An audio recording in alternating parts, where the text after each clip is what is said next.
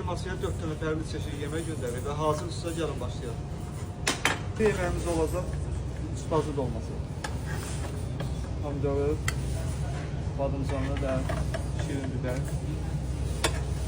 Üstünə də yağ əlavə edirik, öz yağında.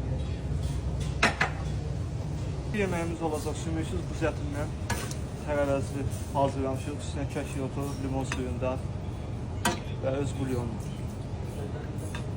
Yeməyimiz də buz ətindən olacaq. Bu biraz sümüklü, tikə batırmalı bir yeməkdir.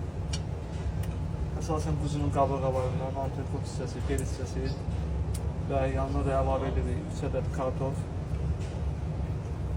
Olaraq 4-cü yeməyimiz buz ətindən spanaqlı matça.